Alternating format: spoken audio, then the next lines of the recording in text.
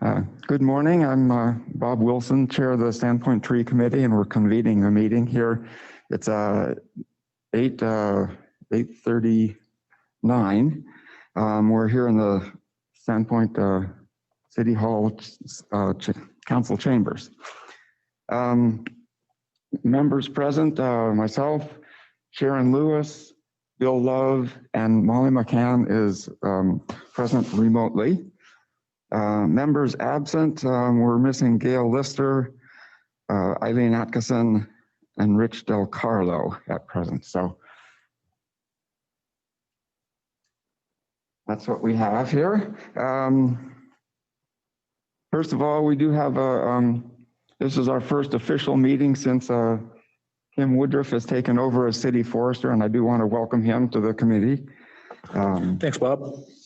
And looking forward to working with Kim and finding. I know we will probably be doing things maybe a little differently, and but I think the committee's eager to keep things moving and keeping an active program that we have had here. I guess this would be a good time, Kim, if you would like to give us an update as to where things are with the transition to city forester, what things we might be expecting in the next few months or so, or what kind of plans you see for the program. You bet. Thanks, Bob, and welcome committee members. I'm not going to be too formal. I always appreciate my meetings being less formal, and even though they're on TV and stuff, so just my vibe is still going to be the same. And so, just so you know, I'm really excited about an opportunity to kind of be more involved with the trees from the big picture. Trees in our town, both the right of way and in the parks, to me are all one. And so that's I mean, and we've managed that, I think, somewhat over the time when we started with different foresters and opportunities. And I've been here for a long time and seen the different emphasis on trees.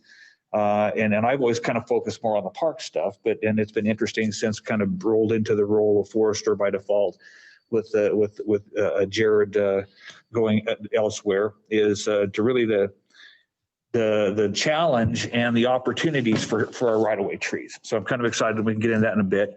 Also want to share with you that we are still very important that we maintain our Tree City USA status. We did go through and the mayor at the last meeting, and the mayor did do the declaration of our Tree City stuff. I went to a conference last Thursday and ran into the person from the Department of Lands, that's the urban forester. And it sounds like he'll be sending out some type of an application for us to complete.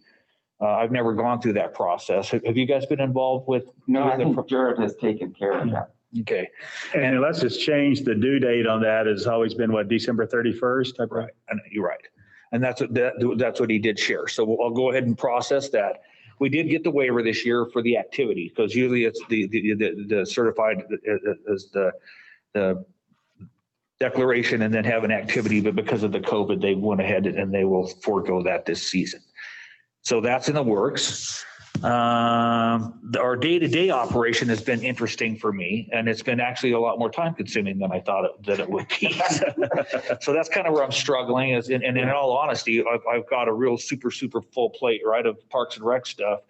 Now I just had some whipped cream put on top for the community tree stuff. And so I'm trying to digest that and figure out ways that we can be creative to come up with and meet those needs. And then really truly just driving around with Rich. We did last week or 2 weeks ago or whatever it was, to kind of look at some of the hazard trees, and which we'll dive into it in a bit here. But there's a lot of trees out there, and there's a lot of trees that I've noticed that are really kind of were planted at the same time and are super mature now. And trees have a finite life. And I did kind of bounce this off the urban forestry person down last week. It was, what is our transition plan? How are we going to go in there and through planting diversity and actually taking out trees that are hazards or becoming hazards, and being not more aggressive that way, but being more open to replacement plans instead of going at all costs trying to save a tree. because we all love trees, and I talk to trees, and I'm a tree hugger too, but they're a resource with a limited life. And our canopy really is what it boils down to from I see, is how do we maintain a solid canopy? And it really got me thinking, just kind of on the side, is, probably a lot of the trees were planted back in 1900 when we were started as a town, South Sandpoint, for example. And you drive around and you see the different maturities of our street trees and people putting interest into those. And then once in a while you're thinking, what you can probably maybe come into a tree that's been here forever, the big ones before we come in. Because I think Sandpoint proper used to be a big pine forest. Is that kind of correct? Yeah, kind of mixed species. Yeah. Yeah. The original urban forest. Right. Yeah. Yeah. And so, but I wonder what they do in like even on the East Coast or in Europe, where they've been developed forever. It's just kind of as an aside is like, how do they manage those things? And so let's kind of just throw that out there. And so in general, I think that I think for discussion, let's talk about maybe that, that plan for the next 100 years. And we're looking at trees and taking them out and replacing and replanting with different species, things like that. I went and looked at a tree over on 4th with Rich, and it was a huge maple of some time, I think. But the branches were precarious and it's getting old. And then the root system coming up. So here's the sidewalk, and truly the root system was up this far. I mean, the burrow around it. And so then how do you manage that? And then do we have opportunities? When I was thinking too, like the swimmer guy out in front of my office. So some of these bigger trees are coming down. Would that be an opportunity to go in and look at some type of chainsaw art opportunity throughout our town? Like there's kind of different things of resources that are there. I did notice too that we have a lot of narrow planting spaces, but we have a lot of real wide ones and a lot of opportunities in there, I think. And then, looking at the Department of Land's software for the tree, and I just scratched the surface of that. And I mean, it truly you could go in a full-time and a half or 2 full-time positions if you really wanted to delve into the urban forestry thing.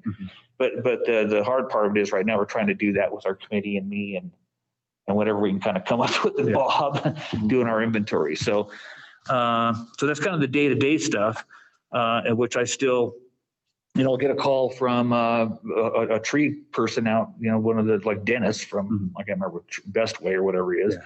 It says, hey, well, there's a tree out here in the right of way. It is cracked open. And it's a hazard and Halloween's coming. What do you want to do?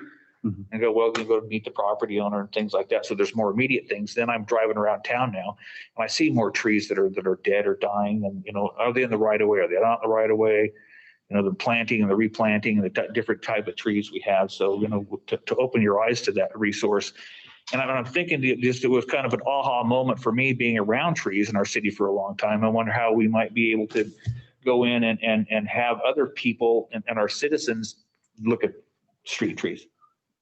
So I'm just, the reason I got thrown into the fire pan, that's why I was looking. Hey, Rich, how you doing, man? Good. So that's kind of that. I think the Department of Lands is a huge resource for us as we're going forward to look at different opportunities and options for management. And I'm really on a steep learning curve, I think, right now for me, just as far as opening my eyes and looking at a systematic approach to what we have, again, the day-to-day operations versus the quadrant management that Bob's kind of been doing with and I still don't really have a handle on that. If we had a pie, is the city kind of in like pieces of 5 or 4? Or? There's actually 9 different what they call districts that Stephen Drinker set up originally, and they're not necessarily equal sized. Some were much larger than others. Geographically or unit wise? Well, like trees, number of trees wise. Yeah, that's what I look at. When I was working with Jared, we kind of got to the point where these boundaries were pretty arbitrary and not very meaningful actually. So we're just kind of fading away. What boundaries, Bob? What was that? What boundaries are you referring to? Well, when we started doing the street tree inventory, Stephen just took a map and draw boundaries around. There's like the southeast section, the southwest, central, northeast, downtown, hospital, airport, and all these, the different districts. I just drew some lines around them and said that's what we were doing. But the lines are, as far as management, don't provide any meaningful differences other than the only thing that's different is the downtown core. Mm-hmm. That's managed differently, but everything else is kind of, really just one big continuous area. But and when I do the street tree inventory, I don't try to, I've been kind of still working within those district lines, but I'm not completing a whole district in a year. I do as much as I can of one and then trying to finish it the next year and then move on to another section. But they're not terribly meaningful boundaries. Right? So that's the one thing that maybe we could look at as a committee, I'm thinking, is just a real logical, systematic approach to our street trees and getting snapshots in real time. In a perfect world, you'd be able to go in and get your inventory, and then through GIS and everybody on the ground and through my office, I guess now, going in and updating stuff, but it's just, we're not there yet. And so, and I did talk to the city of Moscow. It's interesting. Their urban forestry too is through their Parks and Rec department, and they too don't have any resources. Mm-hmm. They've got cool trees. I don't know if you've been to Moscow or not, yeah. But and they've got a kind of a similar situation with sands, forest all the way around because they're in the Palouse. But what's even is more unique because a lot of those trees that were planted, and they're getting older, kind of the more mature with the university. And they too are kind of reactionary in how they manage their trees. It's kind of in a lower priority, but they have quadrants of 4.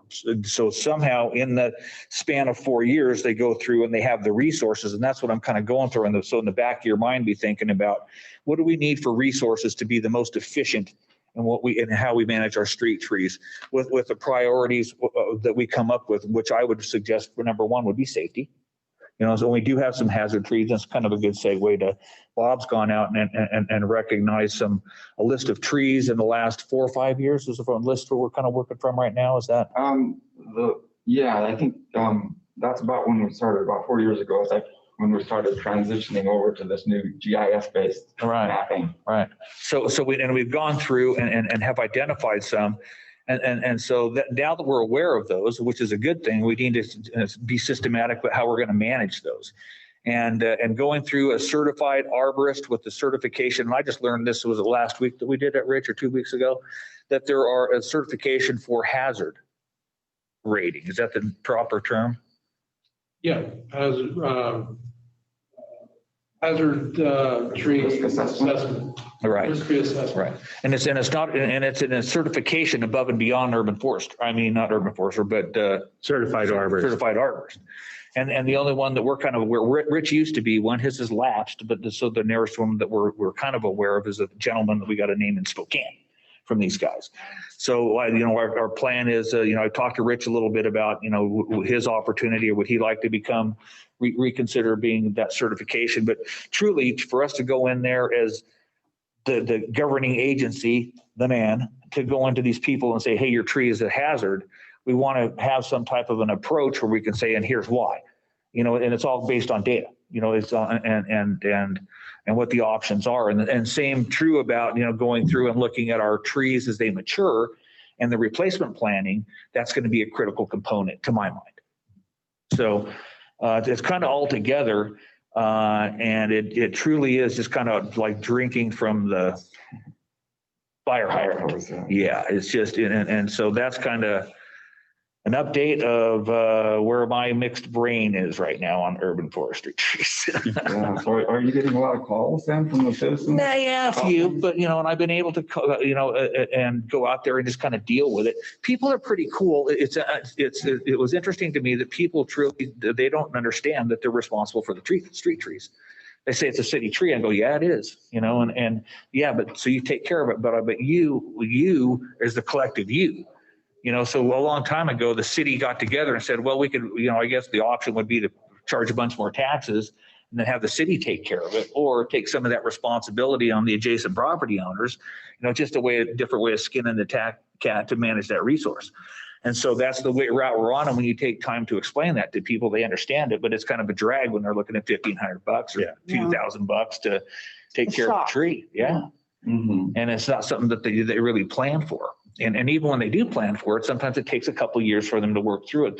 The gal I'm working with over on 4th there, it's a big tree and it's going to be expensive. And she just had to put in a sewer line access because for the lateral, because it was leaking. And then it came through these huge tree roots and they couldn't bore it.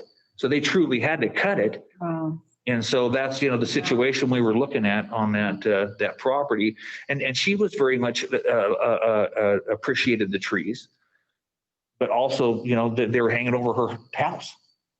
And so it's, Rich and I went over and deemed it hazard, and looking in the fine tuning of our code, as city forester, as I guess my title is, we do have some leeway as far as say, yeah, that's a hazard, take it out, versus a healthy tree somewhere that somebody just wanted to, well, that's in there, they got tired of raking and stuff. So there's a whole nother system for that.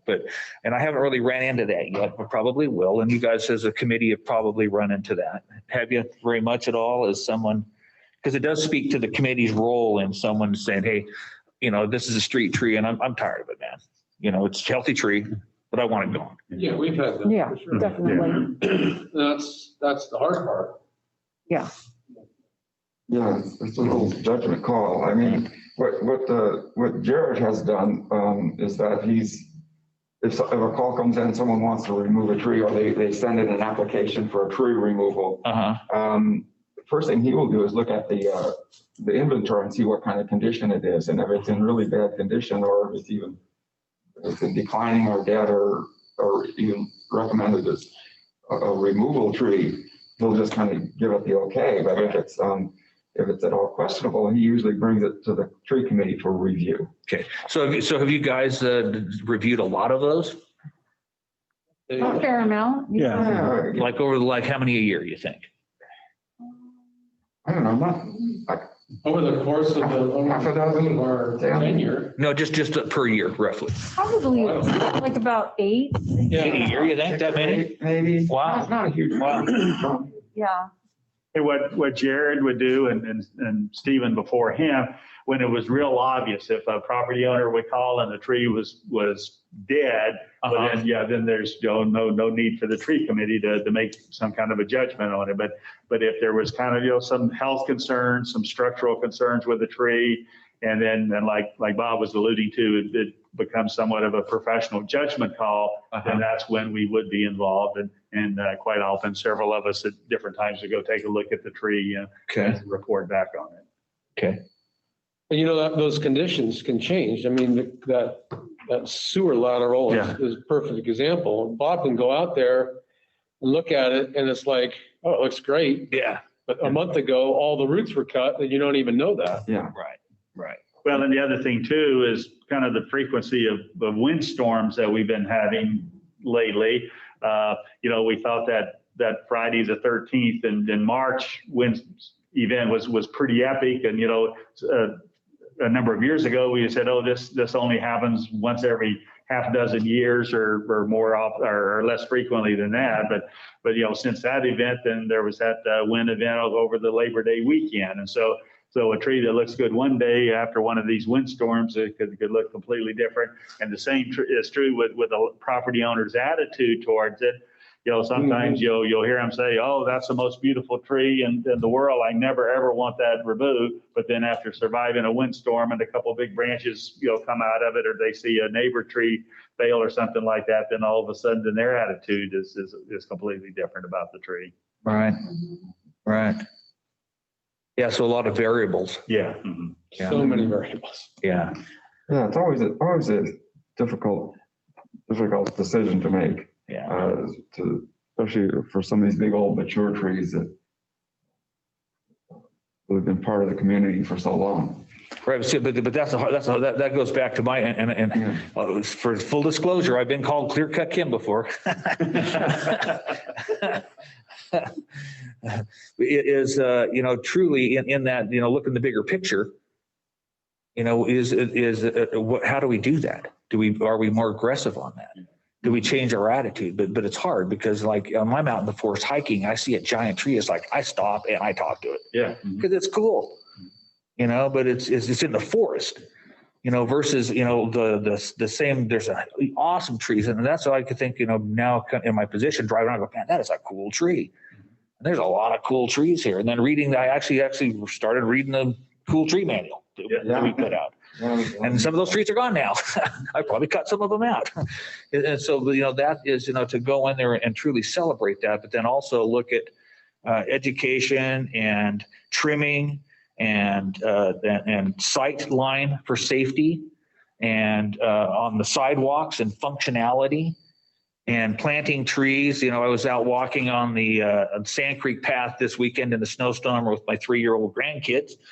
And noticed right where we put all those cottonwood type trees. Now all the roots are kicking up the path. So it's like, it's a no-win, man. Yeah. Because you want the path, you want the trees. Yeah. Yeah. And then I got thinking about, well, now can we kind of think about that? Is there barriers that you can put down to keep the tree roots from coming into the path? The question. Are there? I think there are. Yeah, there are tree root barriers or diversions. Sometimes that can block them completely, or sometimes they can actually just make them go deeper so that they're not lifting up. But it seems like, we've been doing the same thing for a long time. And the results are the same. Surprise, surprise.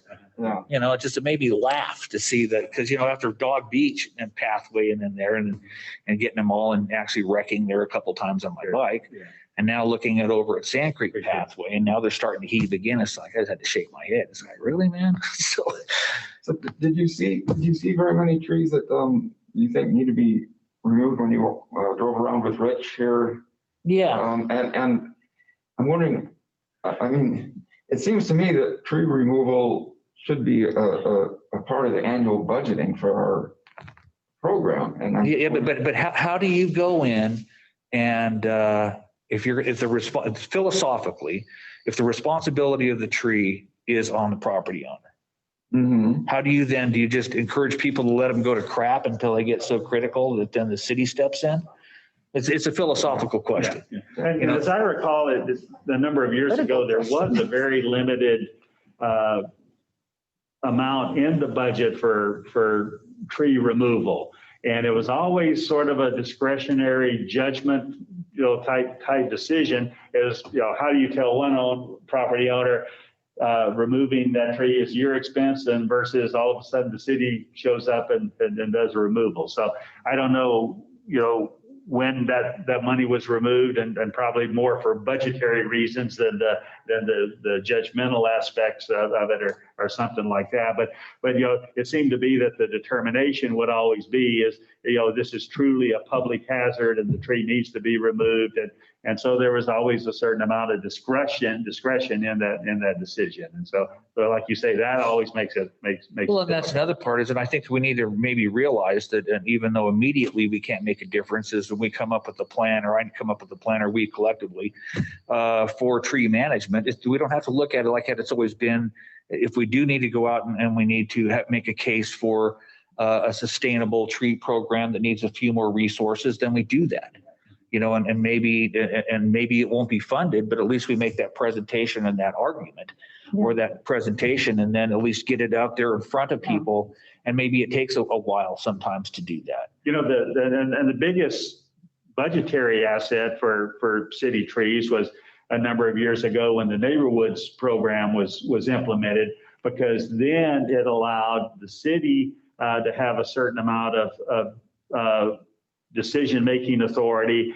Trees were provided at no cost to the property owner, but then the city was able, through the committee here and the urban forester, to select the trees, the more desirable, to try to get more of the right tree in the right place and things like that. And so that's been a huge asset, especially, Kim, and like you were talking about, the replacement of mature trees. And so since Neighborhoods, then we've had an opportunity to have some influence, rather than just a property owner saying, oh, I need to plant a tree here. What does the nursery have? And is that the right tree or not? And so and the same with kind of the tree removal is, and the city maintenance of trees on an occasional basis or something like that. It's always kind of a difficult decision. Well, and even back that on the code on that one on Fourth, you know, I look at truly the city forester has the authority on a hazard tree, which Rich took him out there and then agreed that, you know, we need to bring it down. But then it doesn't give me any flexibility on to not grind it. Yeah. You know, and the grinding is going to be as expensive as the removal on this tree. Yeah. I mean, it's freaking giant. Yeah. And so that's kind of a different, you know, situation where, and then that's when then she kind of want to say, well, can we just kind of have art part? And that's kind of made me think about, well, maybe, you know, you could have like little swimmers all around town or something. Yeah. But, you know, this is just kind of a fun thing, but still, I mean, is that the way we want to go or not? You know, or just grinding is that gets it back and then and the replacement tree. And I don't know, there's just a lot of things out there to think about and decide and, you know, and equity and fairness and safety and all the things coming together. So it's kind of like Pandora's box for me. So it makes my head hurt, man. Yeah. It's a tough one. Well, may I say a few things? First, welcome, Kim. And I really appreciate the approach that you're taking and you're learning pretty quickly how complex the urban forest and all the decisions that go along with it can be. And I just want to reflect on a few things that you said. One is our canopy coverage, and I don't know do we know what percentage canopy coverage we have? Because I think that's a really great number maybe to have in the forefront, so that that's kind of like an aspiration to kind of maintain a certain deliverable coverage. And the way that I think we've looked at the Neighborhoods program is like a replacement tree program, like you were talking about, just, you know, so because so many of those beautiful mature trees that we have in our community right now were planted 100 years ago, 50 years ago, and now we are the generation that's responsible for, you know, the generations following us. So 50 years from now, they have a beautiful 50-year-old tree to admire and appreciate. And so that's what's so great about the Neighborhoods program, is that that's what its aspiration is to you know, keep that urban forest healthy. And so I think we've underutilized the tree inventory and like maybe GIS and aerial photos for identifying some of those gaps in our urban forest. And you did mention that. And I know it's something that we bring up, you know, annually. But, and I know that Jared did work on that a bit, but I would like to see that continue because I think it's an underutilized resource. And there's so much time and energy and expertise that's going into the tree inventory, even like for identifying hazard trees and helping to prioritize the hazard trees and the trees that do need to be removed. And I totally support having a program that is very effective at identifying those trees and removing them and replacing those trees with a healthier, more appropriate tree. And so I hope as you move forward in this position that you're able to use the tree inventory and GIS and all of that as a resource, hopefully to save you time and energy too, moving forward. Let's see.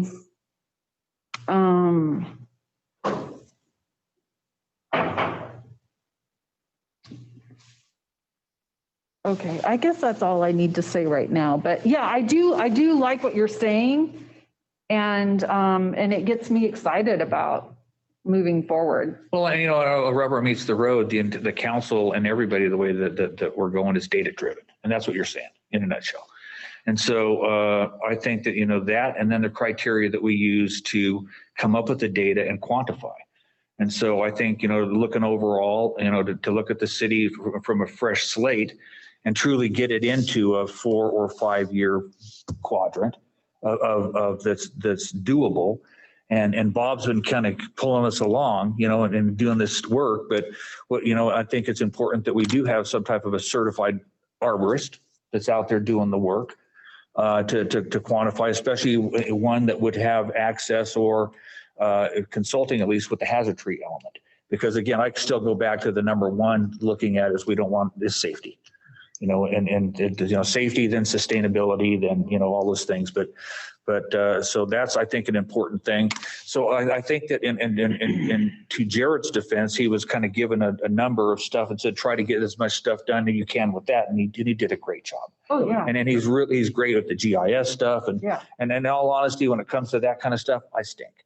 But there are people here that we're bringing on through contract and those other things that we can have that. And then, so I think really to kind of sit down and look at what is the sustainable. Let's just start from scratch. And it's kind of been fun with the Parks and Rec master planning. So it's kind of in the back of my brain is instead of going and trying to retool what we have, what would happen if we just had a blank piece of paper and we said, okay, we got to be realistic. We're a town of less than 10,000 people, so we don't have money rolling out our ears.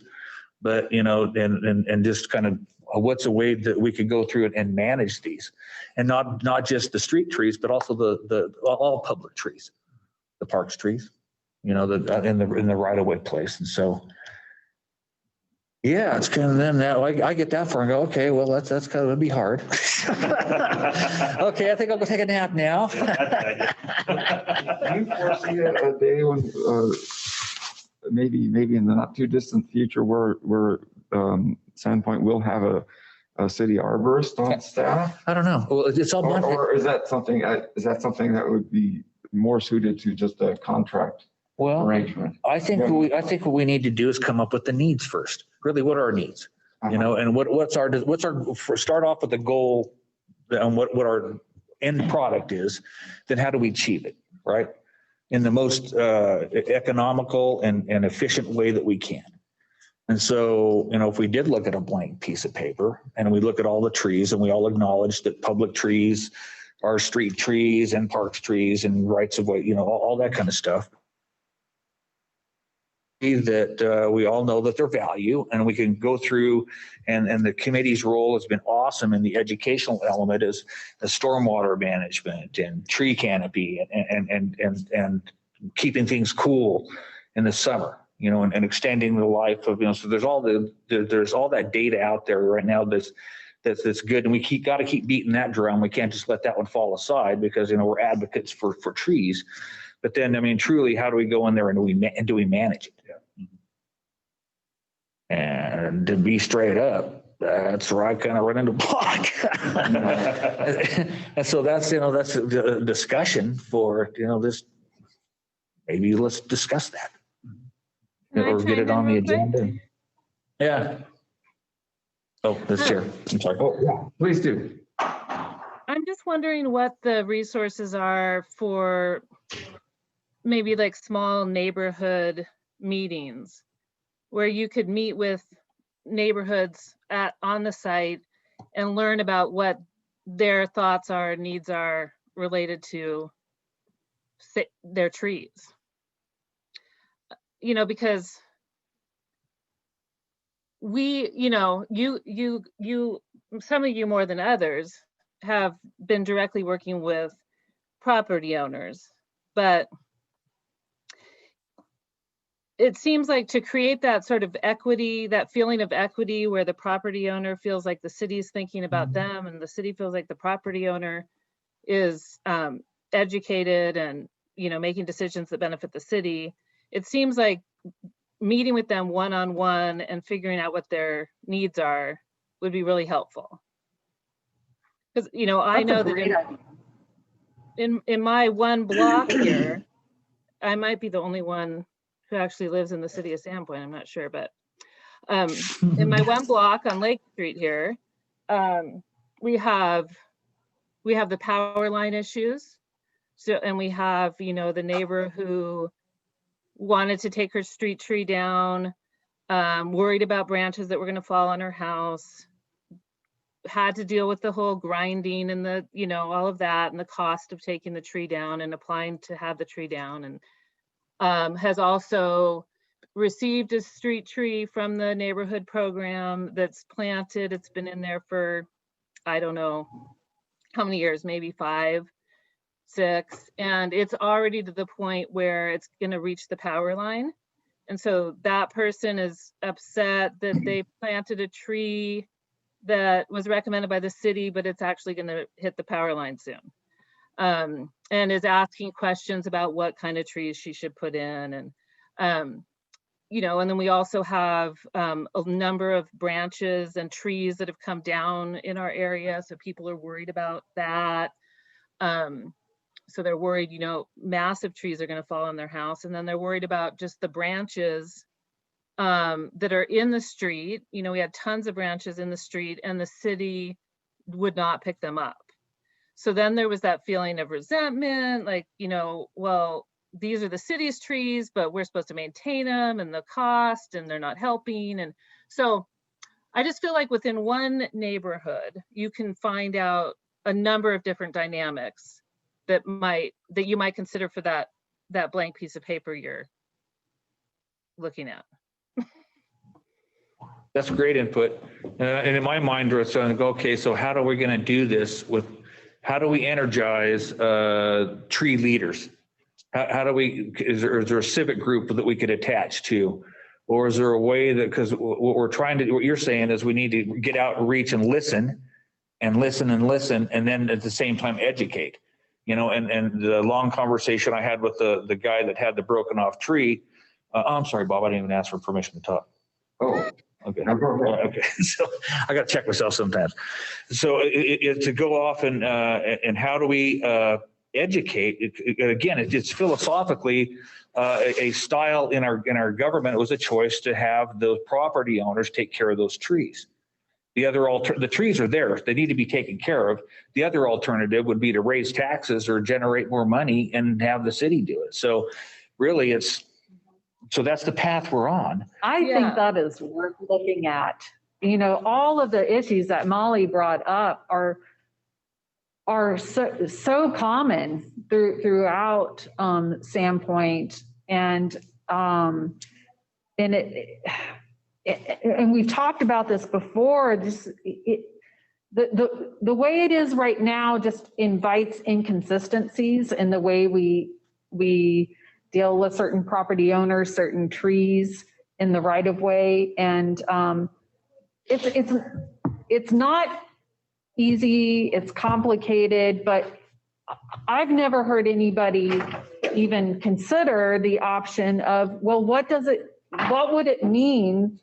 What would have to change for the city to actually take responsibility for those right-of-way trees? Because that eliminates a lot of the complications. And it seems like it's worth a discussion. Are there cities that have that? Well, I think that's the one thing we could do is reach out. The city of Moscow, no, I haven't run into any cities that have. Maybe Post Falls, but again, that's on my to-do list is to look at the area and regional areas. And I reached out to the Moscow person. Post Falls has a dynamic program, but they're a growing community, and again, it boils down to tax dollars. It truly does. I mean, you look at trees, right, and then you look at our streets. And then you look at, you know, our public safety and police and fire. Those are all general fund departments, right? And so it's called level of service.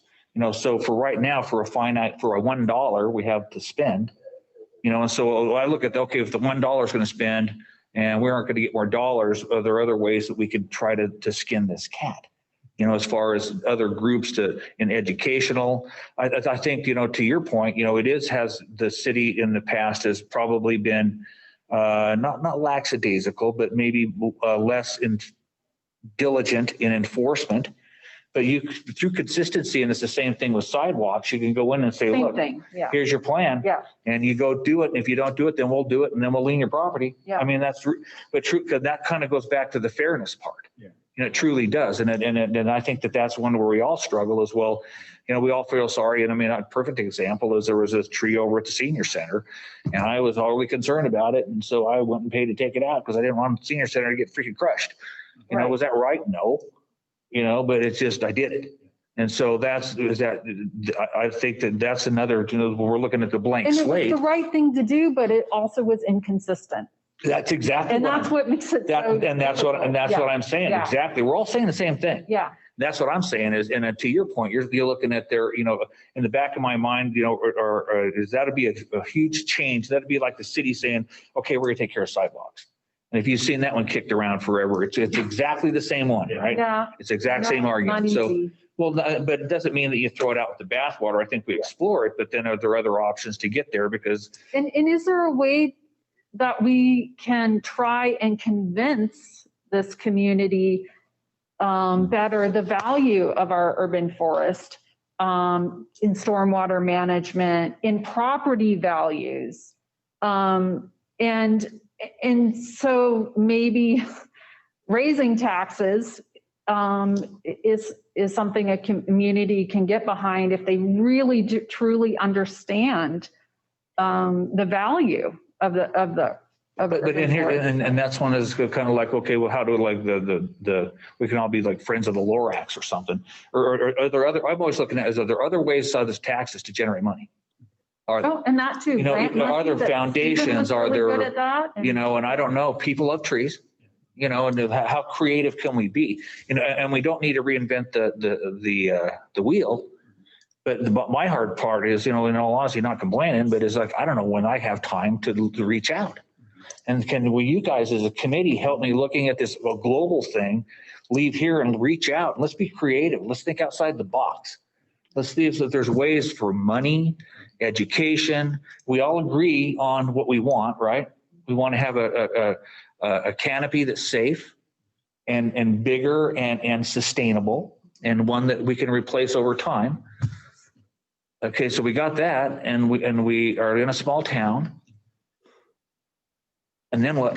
and that's again where but even just talking about it and discussing, like putting all options on the table is a start. Well, exactly. And that's what I'm saying. And that goes back to the blank slate, the blank paper. Well, and I think what Molly said is really good, that I do too. That allowing those neighborhoods to have skin in the game, basically, and to have a say and to be able to voice, And there's our educational opportunity. Yeah. And it could be a city-wide. Could be what? A citywide meeting. I mean, I do like the idea of having kind of neighborhood meetings, but even just, maybe sometime in the next year have, especially once you're settled into the position, we've become really clear on what the priorities are. Have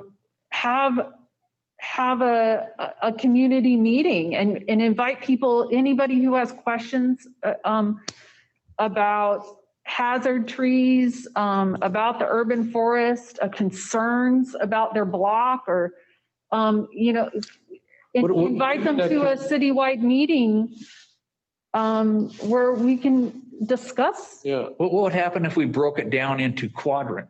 Yeah.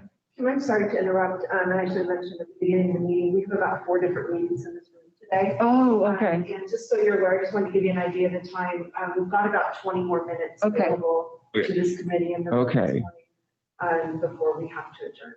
Okay. We still have a discussion. Yeah, we have Yeah. couple things to do. We can just so, talk all day about this. Yeah.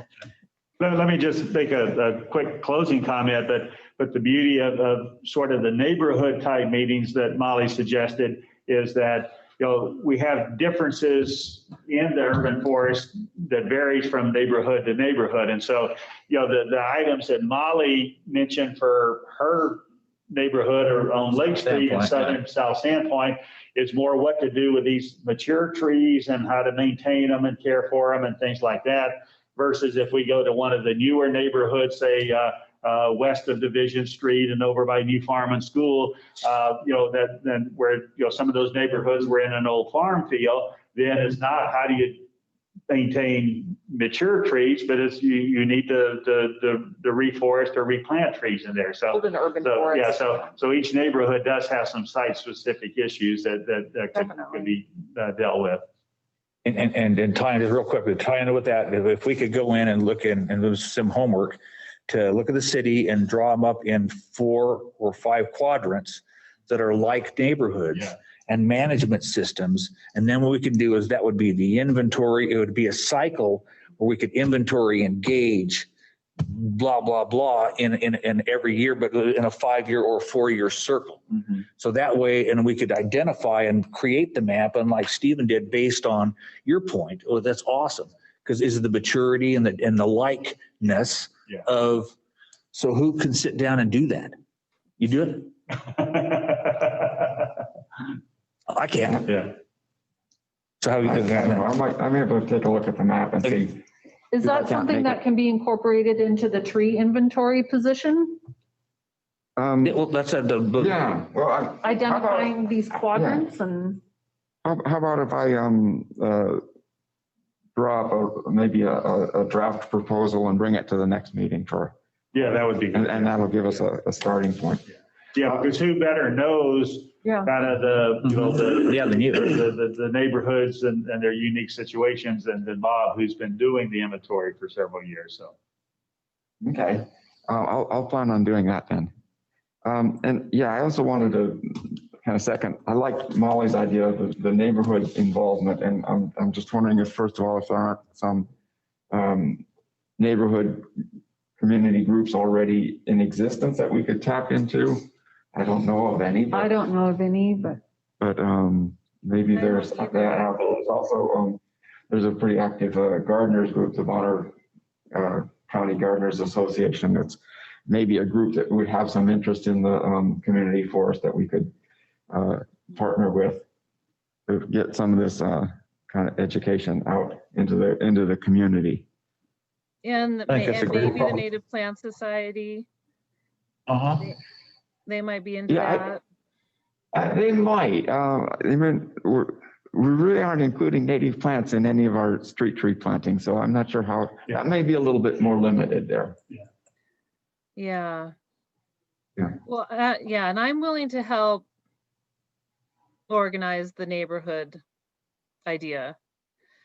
For me, I would just want to have really clear questions that we've thought through well, and also a clear idea on what the education component actually is and what the plan is for the city to. You know what, let's bear down and let's come out this spring with all that information, because I'm not going to go without a vision, 100% clear vision that we all share. We need to wait until that's all been clarified. Yeah. Because it's credibility, is that what you're talking about? Right. So, Yep. Agreed. Well, I think we probably should move on and get a couple other things taken care of here. We do have minutes from the June meeting to approve. I have those. Well, those are here. And are there, did you folks all get a copy of this? Or? Yeah, I looked at it. Okay. They were included in the packet that was posted online. Yeah. Okay, any amendments or corrections to the minutes? If not, could I have a motion to approve them as written? So moved. A second, please. Second. And Sharon, okay, Bill moved and Sharon seconded.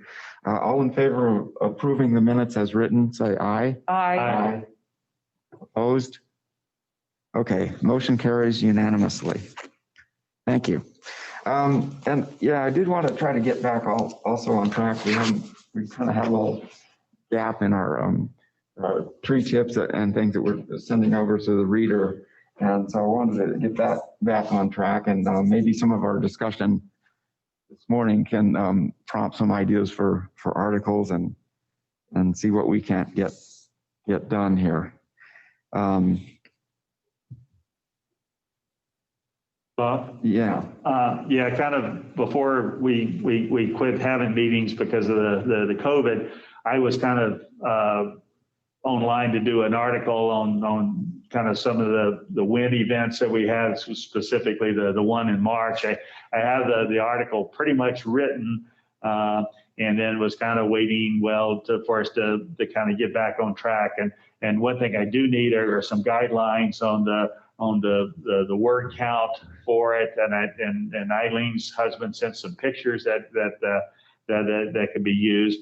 But then now, after that windstorm over Labor Day, then I would like to incorporate, some items with that. But anyway, certainly within the next couple of weeks or so, then I could finish that article that I started on kind of the effects of some of these recent wind events. Yeah. Do you recall if there was a word count? Yeah, there was. And Bob, I apologize because I just remembered that I was going to look at my old emails and try and give you that word count that the reader had given me. Oh. But I do think that it is probably better just to communicate with them directly. Yeah. Gosh, I want to say it was like around 500 words, or I was thinking it's 700. Sort of a somewhat of. So I actually brought the article that I wrote last year. Yeah. And then the tree care tips was just adjacent to it.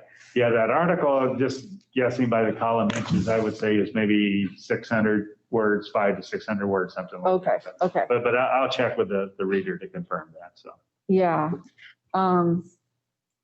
And I'll make a copy of this to give to you, Kim. Okay. Because I wrote this article last year and it's all about trying to convince people to appreciate our urban forests. And then the tree care tips was something that we were hoping to do seasonally, the reader. And we did a few of them, but things got kind of disrailed with COVID. And but that is something to consider getting back on track with. And have you guys as individually ever reached out to other urban forest communities and seen what they've done for cool, creative stuff? And then there's the whole what's the article that comes out, or else that publication? Was that through the state? That's the state IDL. Do you guys get all that? I'm on their list. Yeah. Do you guys get that? I usually see. I mean, I'm not on the. We need to get you guys getting those. Yeah. And so somehow I'll look into that. Or did you know how I could request? Through the urban forestry person that you met with IDL last week. And kind of along that same line, about 2 or 3 meetings ago, Garth Davis attended our meeting. And Garth is the new community forestry assistant with the Department of Lands. He replaced Stephen Drinkard, who had been in that position. And Garth contacted me a couple of weeks ago and indicated that he would like to come to the more of our meetings. And he would be a perfect person because his job, Kim, is working kind of as a contractor with Department of Lands, servicing Northern Idaho community forestry program. So, not that he would attend every one of our meetings, but he would be a great person to talk with and say, for instance, he could say, here's what Kellogg is doing, here's what Wallace is doing to address. Oh, we need Garth for sure, even if it's just remote. So, because he could maybe, remember when I hit the wall, maybe that's where Garth could help break that down. Yeah. That'd be awesome. Sure. Yeah, I think he's going to be a great resource. Yeah. So should we invite him to the next? I'm sorry to interrupt. Oh, go ahead, Molly. I just was going to say, I would totally nerd out on reading articles about other urban planning, tree planting decisions. But maybe we can all pick like a community in a state that's similar and read an article on what they're doing and then bring it back to the next meeting or a meeting in the future. Also, in addition to all the other things we're going to do. Yeah. Yeah, in addition to all the other things, but I mean, that's a great idea that there's an awful lot of information out there, in other communities, even, of course, on the internet now that you can find just about any topic you can imagine will be covered. So there's lots of resources out there that we could each delve into in our own particular line of interest, I think bring that here. Yeah, Kim, another really good source is through the National Arbor Day Association, the Tree City USA. They have bulletins, and they can be accessed online.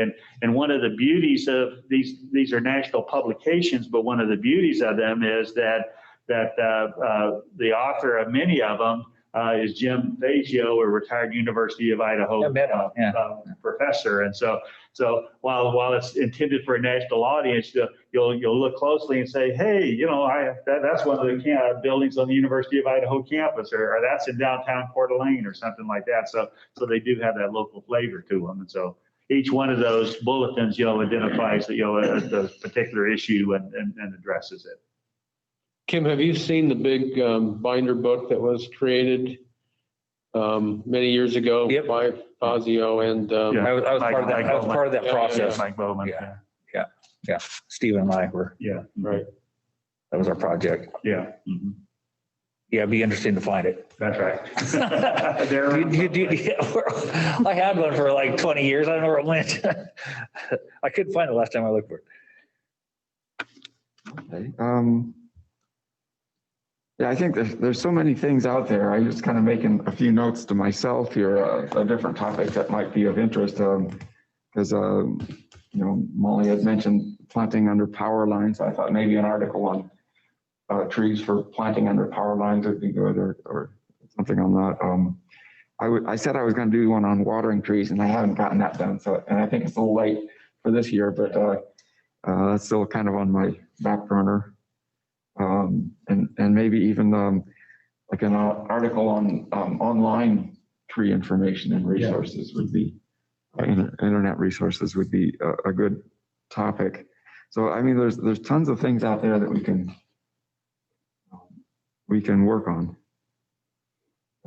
The issue I think of when I think of the power line issue, at least on my street, is that the power lines are on one side of the street. So it's only an issue on one side of the street. And if the goal is to ultimately have these canopies that come over the street and create that that sense of space where the tree is the canopy over a street, it slows traffic down, all that whole theory, then can you just achieve that by planting canopy trees on one side and that the other side are not going to hover over the street? And is that the goal for the future? Or is the goal to bury the power lines? Yeah, so I mean, I know I've that's definitely something to consider. What's the goal for the power lines 10 years from now? Yeah, but then maybe I'm getting ahead of. And you're not. Those are all things that need to be brought up. It's just so huge. It is big, but I just wanted to point that out. Sometimes that's what stalls, for instance, an article on street trees or trees under a power line. You get stalled because then you're like, oh, but is that what we want? Like what do we want? Well, let's be systematic and figure it out. That's the whole thing, and just take small bites and then. Or quit. No quitting. We can do hard things. Thanks, Molly. I needed that on a Monday. I need it too. Seriously. Yeah. Any other discussion or topics or things that we should be keeping on our minds here?